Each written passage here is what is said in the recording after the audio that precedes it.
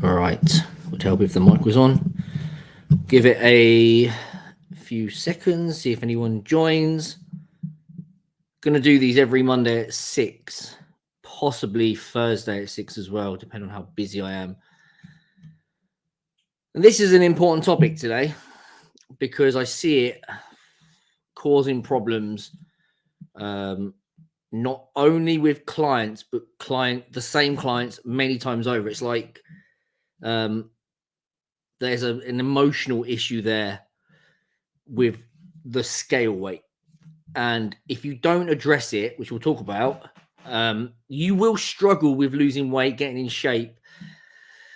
If you make the process difficult emotionally, it's already hard enough as it is. So we're going to talk about weight loss versus fat loss, why the scales don't always matter, and a little bit about body recomposition, a slight digression into that. So that by the end of this training, this video live, you hopefully have a better understanding of why the weight might not change.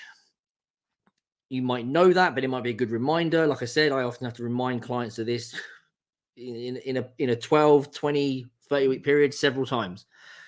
So it's worth remembering, and it's worth learning why the weight on the scale doesn't always matter. So of course, I'll start this now. We've got weight loss versus fat loss. I am someone that still will write. You'll see it in all my content. I will write weight loss. And I do that just purely because I know it resonates with the people I'm talking to more. And I hate it when I post stuff on, especially on TikTok, and some smart ass be like, well, it's not about weight loss, it's about fat loss. And I'm like, yeah, no shit. I know that. But I still say weight loss because it's just, guys say to me, I want to lose weight. Some will say, I want to lose fat. Of course, you don't want to just lose weight. So, of course, they're different. How much you weigh on the scale is a combination of everything: organs, bones, tendons, ligaments, water. Something we'll come back to more. Fat is, of course, just that is one part of that product that is your body. So, of course, when we're trying to get in good shape, we want fat loss, but I just call it weight loss. The problem is a lot of guys are still only tracking their progress with their weight, and more importantly, they are judging how well they're doing based on their weight. Now, when you start to, what will happen? Like typically, when somebody comes into my program, they will begin changing their diet. We will get them doing some exercise. That will be that could be aerobic exercise, that could be walking, and of course, there'll be some resistance training. So a lot of variables change. So they come into the program, and I'd say the majority of the men I work with, or a large percentage of the men I've worked with in the past, have lost weight. And one of the things they'll say to me is that I had a target weight, I got there, and then I didn't look how I wanted to look. And the reason why that is because they focused on weight loss. They didn't do the resistance training. They just literally worried about the scale, and they end up losing muscle. And they often will say they looked like a smaller version of themselves. So this is what their perception is. They always want to just lose weight to get down to a certain weight. When they come into my program and we do track weight. It is one of the things we track, but we don't put it on a pedestal. We don't really care about it that much. Because we know it can sometimes not change. Now, when you start to diet, now this is important. Coming to a program like mine, or you start exercising, you start doing all these things, two things will happen that will change what the weight says on the scale. And that is, you may gain some muscle. Doesn't happen immediately, but of course, there's three things really. Some muscle gain will occur at some point. I've got a few guys in my program, and this isn't overly typical, but I've got a couple of guys that are coming into kind of like month 6, month 7, and their weight is completely the same.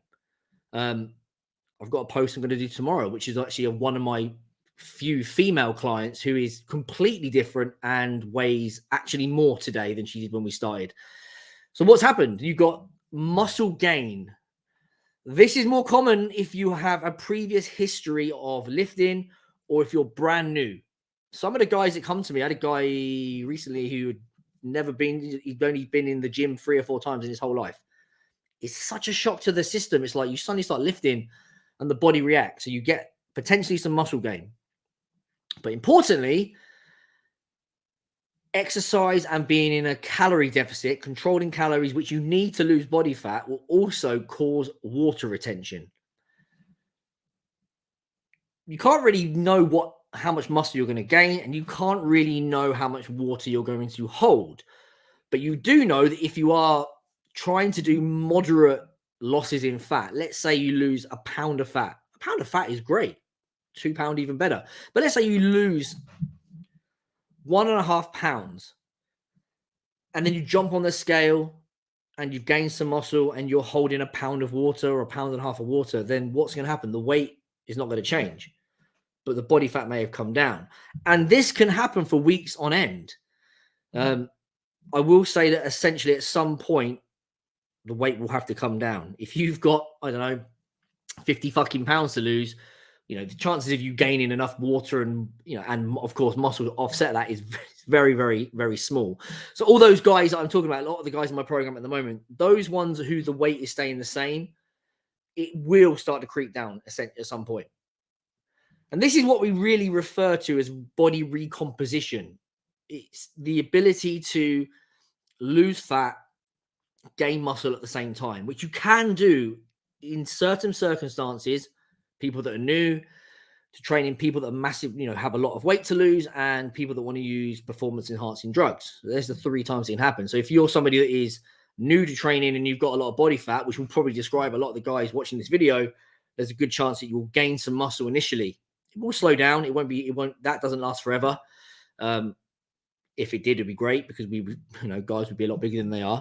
So initially you can start to gain a bit of muscle and you lose some fat, and that's cool. That's what we refer to as a body recomposition. That is what you watching this now, or those of you that watch the replay, that's what you actually really want, because what you want is typically going to be, and I'm not, most of my clients don't want to be bodybuilders, but they want a decent physique. They want to be athletic. They want definition. They normally don't want skinny arms, skinny legs. They want broader shoulders, maybe a broader back. That's going to be relative to who you are and your own personal goals. But chances are that's what you want while the fat comes down, which gives you the illusion of shape. So that's what you want. You don't necessarily just want to lose weight. And here's an example. I had a client worrying about this at the weekend in his check-in. And I'm going to get a picture up because I couldn't share the screen. Internet's a bit slow. To give him some support, I posted in the group. This is why I like group communities. And I said in the group, so-and-so is struggling with the weight not changing. If you've experienced this, comment. And of course, practically everyone commented. One of them was one of the newer guys. And he put, I'm going to read it here. I can only echo the comments above, referring to everyone else. I'm 6 or 7 weeks in and my weight is the same, but I've lost 5.5 centimeters on my chest, 5.6 centimeters on my waist, 6.5 centimeters on my hips, for instance. People have started noticing the difference too, which is great. And he's in smaller clothes. Notice that he's lost nearly 12 centimeters from his measurements, but his weight is exactly the same. Now, this is where the problem comes in. Let's say Matt, my client, doesn't come into my program, and he makes the mistake that most men over 40 make. And he just gets on the scale. And that is his focus. Not only do most men get on they do 2 things. They only weigh themselves and they only look at their fat bit. So, a lot of men who are overweight will have quite skinny arms still, skinny legs, maybe a bit of chest fat. But a lot of the fat is going to be kind of chest, but it's mostly going to be stomach and love handles. So you kind of I've said this a million times.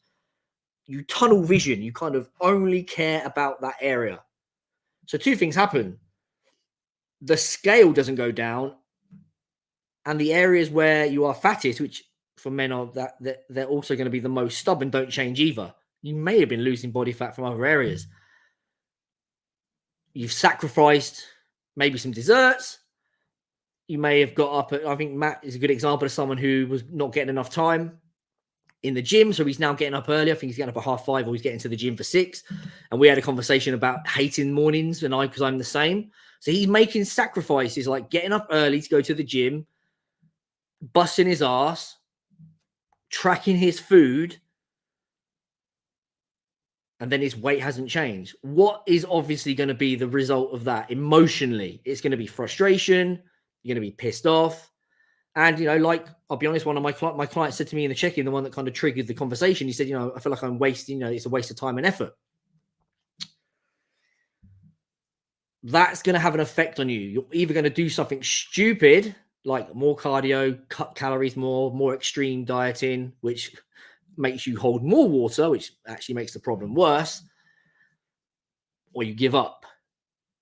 I guarantee if a number of guys who watch this video will have changed their lifestyle, not seen results, and said, fuck it. What's the point? Like, it's not working. Why would I do this, and this? The analogy I always use is it's a bit like maybe running a business or having a job. How many months would you work a job if you didn't get paid? At some point, what, 3 weeks, 4 weeks? At some point, you're going to say, why am I doing this? I'm not getting the return on my investment. That is what happens if you don't understand that the weight doesn't always change. So that's why I think it's very, very important. And this is probably why it comes up in check-ins frequently, is because it's an emotional thing. We kind of, even men, I think it's worse it's been worse notoriously, like historically, for women, kind of weight loss. But even men, especially the guys I work with who are in their 40s and 50s, and some of them are in their 60s, they're still from a time when we talked about weight, which is why I still talk about weight. But they haven't learned that, you know, a lot has changed in terms of our knowledge and understanding, and just, you know, understanding that the weight can stay the same, but the body fat can come down, and of course could even go up. What do you do about it?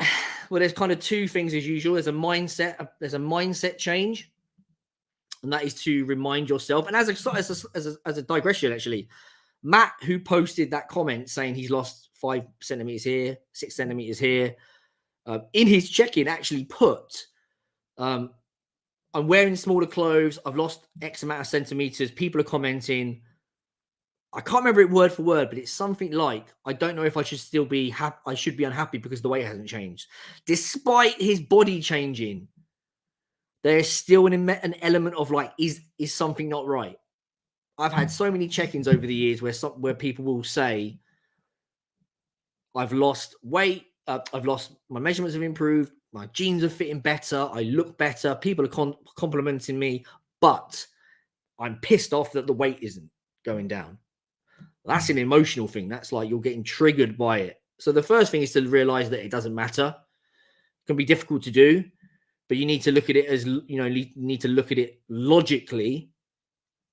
If your clothes are fitting better, if your measurements are better, and people are saying you look better, and you know that muscle will offset the weight, water will offset the weight, why the fuck would you care about the scales? And I say that even to remind myself, because sometimes I get on the scales and I have a little glimpse, like a little flicker in my brain of like, oh, that should be better, but it doesn't always matter. So that's the one thing. The whole, let's see if there's any comments up. The whole mindset thing, and then 2, the other side of this is to better understand how you track your progress. Simple as that. You shouldn't just be tracking your weight, because, I mean, if you don't like Matt, use Matt as an example again. How would he know that he's lost? You know, he would know his clothes are fitting better, but he wouldn't know that he'd lost 11 centimeters unless he measured himself.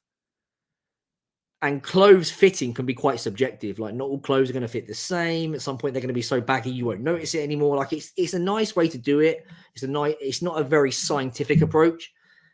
So there's the other thing. The strategy. How are you tracking your progress? I suggest you do photographs of yourself weekly. They won't show much week to week, really, but I think getting into the habit is good. Measurements. especially of your bigger areas around the stomach, around the chest, around the thigh, around the waist, and then of course the weight. I wasn't going to discuss this. If you do have some of those, nowadays a lot of people have the scales that show body fat percentage, change in muscle mass. Take those with a pinch of salt. Personally, I don't use them myself.